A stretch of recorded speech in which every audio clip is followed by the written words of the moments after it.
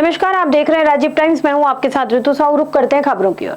मध्य प्रदेश सरकार द्वारा लिए जा रहे बढ़ते कर्ज के खिलाफ इंदौर शहर कांग्रेस कमेटी ने अनोखे अंदाज में विरोध प्रदर्शन किया। कांग्रेस कार्यकर्ताओं ने मुख्यमंत्री मोहन यादव की सरकार को नोटों की माला पहनाकर और घी पीते हुए दिखाते हुए सरकार की नीतियों पर तंज कसा।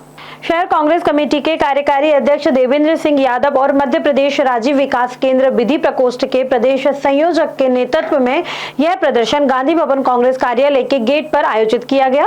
कांग्रेस का आरोप है कि बीजेपी सरकार लगातार कर्ज लेकर प्रदेश की जनता को आर्थिक संकट में डाल रही है। आगामी 19 मार्च को सरकार 6000 करोड़ रुपए का नया कर्ज लेने जा रही है, जिससे इस साल अब तक कुल 27,000 करोड़ रुपए का कर्ज हो जाएगा। देवेंद्र सिंह यादव ने कहा कि बीजेपी सरकार कर्ज लेकर घी पी रही है और जनता पर इसका सीधा बोझ डाल रही है। चाहे शिवराज सिंह चौहान की सरकार हो, मोहन यादव जी की सरकार हो, लगातार कर्जे पे कर्जा लेकर भारतीय जनता पार्टी की सरकार घी पी रही है। आज इंदौर शहर कांग्रेस कमेटी द्वारा आज गांधी भवन कांग्रेस कार्यालय के मुख्य द्वार पर भाजपा की सरकार किस तरीके से कर्जा लेकर घी पी रही है, मोहन यादव जी का पोस्टर लगाकर, उसके साथ ही जनता पर 60,000 प्रति व्यक्ति पर जो कर्जा लादा जा रहा है वो नोटों की माला डालकर आज जनता पे किस तरीके का कर्जा लादा जा रहा है। गले में नोटों की माला डाली गई है और कांग्रेस का एक कार्यकर्ता जो है उसको मोहन यादव जी की तस्वीर लेकर और किस तरीके से भारतीय जनता पार्टी की सरकार घी पी रही है कर्जा लेकर, वो दर्शाया गया है। अभी फिर 19 मार्च को 6000 करोड़ का कर्जा भारतीय जनता पार्टी की सरकार ले रही है। 2025 सहित यह कर्जा अब जो है 27,000 करोड़ का ये कर्जा हो जाएगा। तो इस कर्जे को लगातार बढ़ रहा है। भारतीय जनता पार्टी की कथनी और करनी को इस माध्यम से दर्शाया गया है। बांग्लादेश की पूर्व प्रधानमंत्री शेख हसीना को भारत में शरण लिए हुए 7 महीने से ज्यादा हो गए हैं। पिछले साल अगस्त में छात्र आंदोलन के बाद उन्हें देश छोड़ना पड़ा था, जिसके बाद वो भारत में राजकीय अतिथि के तौर पर रह रही थी। लेकिन सवाल यह है कि उनके आगे का रास्ता क्या है। बांग्लादेश की अंतरिम सरकार ने उनके खिलाफ हत्या और मानव अधिकार उल्लंघन जैसे गंभीर आरोप में गिरफ्तारी वारंट जारी किया है और भारत से प्रत्यर्पण की मांग की है। भारत अभी तक इस पर चुप है, लेकिन कूटनीतिक दबाव बढ़ रहा है। विशेषज्ञों का कहना है कि भारत उन्हें लंबे समय तक शरण नहीं दे सकता। दूसरी ओर शेख हसीना के पास तीसरे देश में शरण लेने का विकल्प है। ब्रिटेन और अमेरिका ने दरवाजे बंद कर दिए हैं। बढ़ते अगली खबर की ओर, जो खबर है भोपाल से। उपनेता प्रतिपक्ष हेमंत कटारे ने एक बार फिर पूर्व मंत्री भूपेंद्र सिंह पर सौरभ शर्मा मामले को लेकर हमला बोला है। उन्होंने कहा कि भूपेंद्र सिंह पहले यह कह रहे थे कि उन्हें कुछ नहीं पता, अब अधिकारियों पर ही दोष मढ़ रहे हैं। कटारे ने आरोप लगाया कि भूपेंद्र सिंह अधिकारियों को फंसाने की कोशिश कर रहे हैं। उन्होंने यह भी कहा कि सोने से भरी गाड़ी किसकी थी, इसका खुलासा होना चाहिए। वहीं पूर्व मंत्री भूपेंद्र सिंह ने शराब पीने का वीडियो वायरल होने पर कटारे ने तंज कसते हुए कहा कि सरकार एक तरफ शराबबंदी की बात कर रही है तो दूसरी ओर इनके ही विधायक शराब पीने की बात कर रहे हैं। जो सोने चांदी के बिस्किट थे वो किस व्यक्ति के थे? क्या वो भूपेंद्र सिंह के थे या नहीं थे? क्या वो गोविंद सिंह के थे या नहीं थे? या वो किसके थे? ये जांच में स्पष्ट होना चाहिए। एक बात हो गई। दूसरा, परिवहन घोटाले के जो लोग जिम्मेदार हैं उन पर सख्त कार्रवाई करके माननीय मुख्यमंत्री जी को यह संदेश देना चाहिए कि वो भ्रष्टाचारियों को संरक्षण नहीं दे रहे हैं। और साथ ही में जो अन्य विषय हैं, जनहित के विषय हैं, उन पर भी सार्थक चर्चा होनी चाहिए, उन पर भी निष्कर्ष होना चाहिए, क्योंकि एक एक दिन का बहुत भार आता है। ये जो विधानसभा की कार्रवाई होती है इसका एक एक दिन का बहुत खर्चा आता है और ये सारा खर्चा जो बजट के माध्यम से जनता पर ही लादा जाता है। तो मेरा आग्रह है कि इस पूरे दिन का ये जो समय जा रहा है, जो खर्चा जा रहा है, इस सब का कोई सार्थक निर्णय निकल के आना चाहिए, जिस दिशा में जनहित के कार्यों के लिए जनता ने हमको यहाँ भेजा है। पुलिस पर हो रहे हमलों पर प्रतिक्रिया देते हुए कटारे ने कहा कि यह घटनाएं बेहद दुखद है और गृह मंत्री को अपना पद छोड़ देना चाहिए। उन्होंने आरोप लगाया कि मुख्यमंत्री राज्य में राष्ट्रपति शासन लागू करवाना चाहते हैं। जो हमारे यहाँ के गृह मंत्री हैं उनके ऊपर से विश्वास उठना लाजमी है। क्योंकि गृह व्यवस्था ध्वस्त हो चुकी है। माननीय मुख्यमंत्री जी दूसरे गृह मंत्री बनाने के लिए तैयार नहीं है, विभाग अपने पास ही रखना चाहते हैं और व्यवस्थाओं को सुधारने के लिए वो कुछ कर नहीं रहे हैं। मैं समझता हूँ बहुत दुख का विषय है, इस पर राजनीति बिल्कुल भी नहीं होनी चाहिए। पुलिसकर्मियों की जिस प्रकार की हत्या, क्योंकि मध्य प्रदेश में पुलिस असुरक्षित है, तो अब क्या सेना का राज होना चाहिए मध्य प्रदेश में? क्या मध्य प्रदेश को केंद्र शासित राज्य घोषित करना चाहिए? क्या होना चाहिए? इसके लिए माननीय मुख्यमंत्री जी ही बताएं कि उन्होंने क्या सोचा, क्या विचार किया है। बढ़ते अगली खबर की ओर, जहां प्रदेश के मंत्री नरेंद्र शिवाजी पटेल ने कांग्रेस पर निशाना साधते हुए कहा कि विपक्ष का काम सरकार के कार्यों की समीक्षा करना है और जनहित के मुद्दे उठाना होता है, लेकिन कांग्रेस इस भूमिका को भी नहीं निभा पा रही।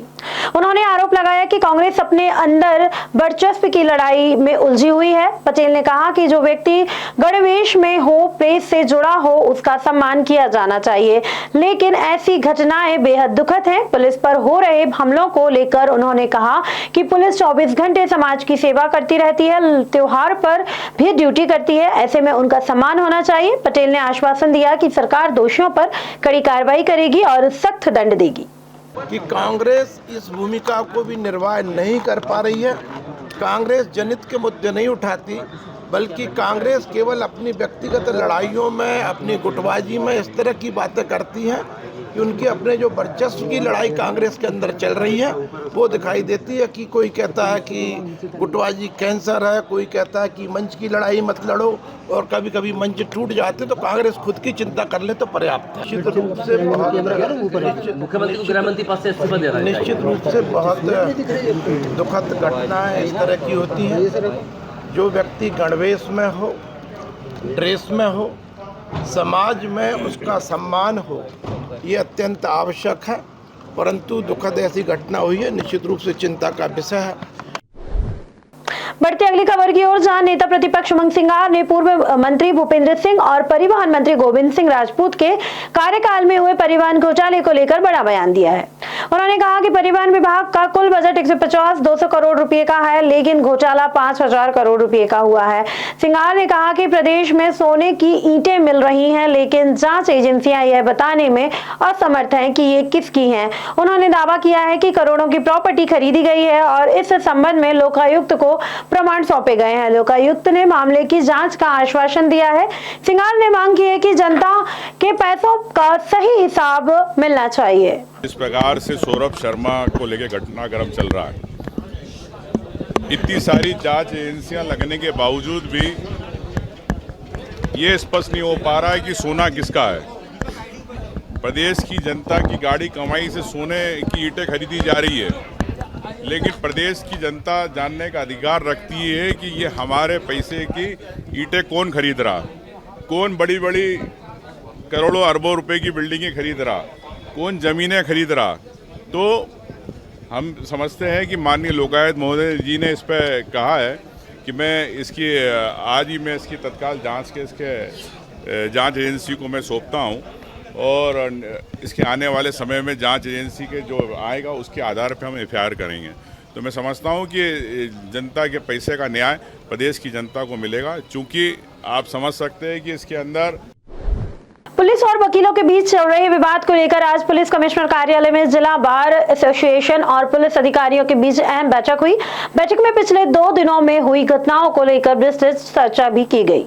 बैठक में जिला बार एसोसिएशन के कई पदाधिकारी मौजूद रहे और उन्होंने वकीलों पर दर्ज किए गए मामलों को लेकर अपनी आपत्ति दर्ज कराई। बताया जा रहा है कि तुकोगंज थाने में 3 अलग अलग प्रकरण दर्ज किए गए हैं, जिनमें 200 से अधिक अधिवक्ता के खिलाफ केस दर्ज किया गया है। वकीलों ने बैठक में पुलिसकर्मियों पर भी कार्रवाई की मांग की है और कहा है कि उनके साथ अन्याय हुआ है। इस पूरे विवाद के बीच पुलिसकर्मियों ने ब्लैक कलर की व्हाट्सएप डीपी लगाकर अपना विरोध दर्ज कराया। हालांकि बैठक के बाद किसी ठोस समाधान की जानकारी सामने नहीं आई है, लेकिन दोनों पक्षों के बीच विवाद को सुलझाने के प्रयास जारी हैं। देखिए, पिछले 2 दिनों से जो घटनाक्रम है उसी के क्रम में आज क्रिमिनल जस्टिस सिस्टम के तीनों पार्ट की एक मीटिंग कंट्रोल रूम में हुई, जिसमें उद्देश्य बहुत ही स्पष्ट था कि जो घटनाक्रम हो रहा था कैसे उसको लॉजिकल कंक्लूजन की ओर लेके जाया जाए। पुलिस, वकील और जुडिशरी, ये सभी की मंशा है और जो कि बहुत ही स्पष्ट है कि जो गलत हुआ है उसको एक्नॉलेज करें और जो सही है वो कार्रवाई की जाए। तो जो दो घटनाक्रम, एक परदेसीपुरा में हुआ और एक तुकोगंज थाना क्षेत्र में हाईकोर्ट बेंच के सामने प्रतिबंधित एरिया में जो घटनाक्रम हुआ, उन सब पे चर्चा हुई है। जो बार की बातें थीं, जो उनका पक्ष था, उसको सुना गया है। सीपी साहब ने एश्योर किया है कि जो पुलिस के साथ उस घटनाक्रम में परदेसीपुरा में जांच हो रही है, जांच में जो भी तथ्य सामने आएंगे उस पर निश्चित तौर पे कार्रवाई की जाएगी। उनका भी पक्ष सुना जाएगा। जो पीड़ित अरविंद जैन जी थे और उनके पुत्र, वो भी आए हुए थे, जिसकी शिकायत पर इनके विरुद्ध कार्रवाई हुई है, उसकी भी जांच हमने स्टार्ट की है। क्रिमिनलिटी अगर उसमें पाई जाएगी तो निश्चित तौर पे कार्रवाई की जाएगी। दूसरा जो घटनाक्रम था, जो माननीय न्यायालय के सामने हुआ था, उस पर भी सीपी साहब का स्पष्ट कहना था कि जो लोग रियल सेंस में थे उनके विरुद्ध कार्रवाई सुनिश्चित की जाएगी और किसी भी निर्दोष को मुलजिम नहीं बनाया जाएगा। जो भी होंगे बाकायदा वीडियो फुटेज दिखाया जाएगा, बार के सामने भी रखा जाएगा। जिनने मैन हैंडलिंग की है, शासकीय कार्य में बाधा किया है और आम शहरी के साथ वो किया है, वो सारी चीज़ों को हम देखेंगे और बाकायदा एक इंक्वायरी कमेटी बनाई जाएगी और उस पर कार्रवाई कराना सुनिश्चित किया जाएगा। क्राइम ब्रांच इंदौर पुलिस ने 2 अलग-अलग मामलों में बड़ी कार्रवाई करते हुए एमडी ड्रग्स की तस्करी करने वाले 2 आरोपियों की गिरफ्तारी की है। आरोपियों के कब्जे से लगभग 28 ग्राम अवैध मादक पदार्थ, एक 2 पहिया वाहन और अन्य सामग्री जब्त की गई है, जिसकी कुल कीमत करीब 3 लाख रुपए आंकी गई है। पूछताछ में आरोपियों ने कबूल किया है कि वे सस्ते दामों पर ड्रग्स खरीदकर इंदौर शहर में उच्च कीमत पर नशे के आदी लोगों को बेचते थे। दोनों आरोपी आदतन अपराधी हैं और उनके खिलाफ पहले से ही कई गंभीर अपराध दर्ज भी हैं। पुलिस ने आरोपियों के खिलाफ NDPS एक्ट के तहत प्रकरण दर्ज कर लिया है और आगे की जांच जारी है। पुलिस का कहना है कि इस गिरोह में और भी लोग शामिल हो सकते हैं, जिनके खिलाफ और जल्द से जल्द कानूनी कार्रवाई की जाएगी।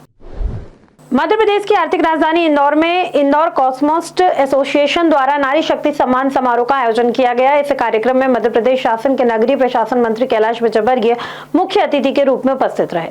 कार्यक्रम के दौरान मंत्री विजयवर्गीय ने कहा कि इंदौर का फार्मास्यूटिकल सेंटर तेजी से आगे बढ़ रहा है। यहाँ दवा उत्पादन काफी अच्छा हो रहा है, जिससे इस क्षेत्र में अपार संभावना है। इस दौरान एसोसिएशन के अध्यक्ष विनय बाकलीवाल ने नए दवा बाजार के लिए जमीन की मांग रखी, जिस पर मंत्री ने सकारात्मक आश्वासन दिया। मंत्री विजयवर्गीय ने वकीलों और पुलिस के बीच हुए विवाद को दुर्भाग्यपूर्ण बताया और कहा शायद यह कम्युनिकेशन गैप के कारण हुआ है। अगर अधिकारी पहले ही चर्चा कर लेते तो यह दुर्भाग्यपूर्ण घटना नहीं होती। उन्होंने रीवा जिले के महू में पुलिसकर्मी के साथ हुई घटना पर भी प्रतिक्रिया दी। देखिए, बहुत पुराना एसोसिएशन है और हमारे यहाँ फार्मास्यूटिकल के क्षेत्र में डेवलपमेंट की बहुत संभावना है। हमारे यहाँ प्रोडक्शन भी हो रहा है बहुत अच्छा, ट्रेडिंग भी बहुत अच्छी हो रही है। दवा बाज़ार बना ज़रूर है, अभी काफ़ी छोटा पड़ने लगा है, शहर के बीच में हो गया है। आज विनय भाई ने एक मांग रखी है कि एक दवा बाज़ार के लिए ज़मीन चाहिए। मैं आइडिया से कहूँगा कि कोई ज़मीन ऐसी हो जो दवा बाज़ार के लिए हम दे सकें तो ज़रूर देंगे, क्योंकि इस क्षेत्र में, इस फील्ड में विकास की बहुत संभावना है। और इसलिए और भी, जैसे आपने देखा होगा हमारे मुख्यमंत्री जी ने GIS किया, तो किस किस क्षेत्र में कहाँ पर इंडस्ट्रीज़ की संभावना है, ट्रेडिंग की संभावना है, उसको हम तलाशते हुए ऐसे सब क्षेत्र में सरकार मदद करेगी। दवाइयों के कल की जो घटना है पुलिस और वकील वाली, उसको कैसे देखते हैं आप इस घटना को? दुर्भाग्यपूर्ण है। कहीं ना कहीं मेरा ऐसा मानना है कि कहीं ना कहीं कम्युनिकेशन गैप है और अधिकारी शायद पहले ही चर्चा कर लेते तो ऐसी दुर्भाग्यपूर्ण घटना नहीं हुई। मतलब महूगंज में भी इसी तरह की घटना हुई और वहाँ बड़ा मामला हुआ। महू का विषय अलग है, इसलिए ये कल की घटना है। महूगंज में जो पुलिसकर्मी की मौत हो गई है, तहसीलदार की जो हमला हुआ, हाँ, महूगंज मतलब रीवा की बात कर रहे हैं। हाँ, रीवा में भी कभी कभी कम्युनिकेशन गैप के कारण ऐसी घटनाएं हो जाती हैं और उस पर सबक लेना चाहिए। भविष्य में इसकी पुनरावृत्ति नहीं हो, इसकी चिंता करना चाहिए। कि हम कांग्रेस के लोग हैं, BPL सूची में, गरीबी रेखा की सूची में, जो सत्ताधारी दल है, जिन्हें के समस्याओं के प्रति जागरूक रह के जवाबदेही तय खुद को लेना थी, वो चले गए। फिर भी मैंने कहा कि हम दूरभाष पे चर्चा करके उनको कन्विंस करेंगे कि इंदौर केमिस्ट एसोसिएशन इतना बड़ा दवा बाजार है मध्य प्रदेश का माना हुआ, आप खुद देख लो कि गुफा की तरह है इस समय। ना पार्किंग की व्यवस्था है, छोटी छोटी गुफा जैसी दुकान। एक बड़ी ज़मीन 4-5 एकड़ की सरकार ने देना चाहिए ताकि अपनी धनराशि से केमिस्ट एसोसिएशन एक बड़ा दवा बाजार सर्व सुविधा युक्त बना सके। खबरों में फिलहाल इतना ही। आप देखते रहिए राजीव टाइम्स। मुझे यानी ऋतु को दीजिए इजाजत। नमस्कार।